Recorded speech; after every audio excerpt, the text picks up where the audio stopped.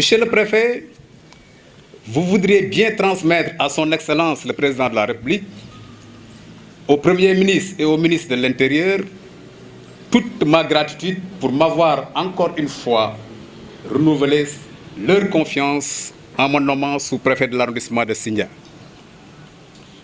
Ainsi, je ferai preuve de loyauté envers mes supérieurs hiérarchiques dans l'exercice de mes fonctions. Mesurant l'ampleur de la tâche, je m'engage à tout mettre en œuvre pour mériter cette confiance. Pour ce faire, j'aurai besoin de la collaboration de toutes les forces vives de la circonscription administrative de Sindia.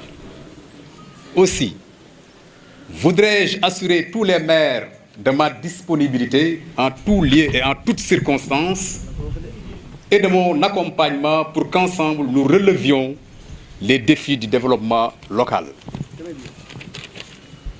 En effet, au moment où le gouvernement a opté pour la territorialisation des politiques publiques, il importe de mettre en synergie les compétences, naturellement, de tous les acteurs, gage de la réussite de toute politique de développement.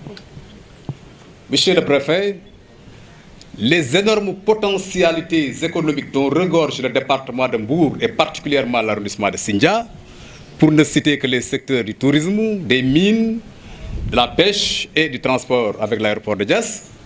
Donc, dis-je, les énormes potentialités économiques dont regorge le département de Mbour ne pourraient profiter à ces populations que si l'intérêt général est placé au-dessus de tout autre intérêt.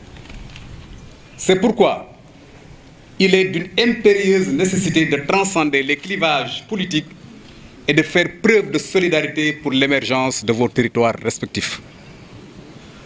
Toujours à l'endroit des maires, je serai prompte à vous prodiguer à chaque fois que de besoin les conseils que vous serez appelés à solliciter auprès de moi en ma qualité de représentant de l'État auprès des collectivités territoriales que vous dirigez.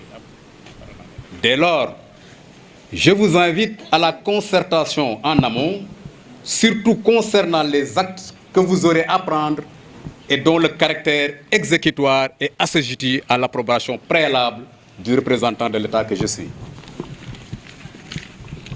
Cette démarche, si vous l'adoptez, pourrait nous épargner sans nul doute les incompréhensions qui pourraient résulter du contrôle de légalité que j'exercerai sur vos actes. Monsieur le préfet,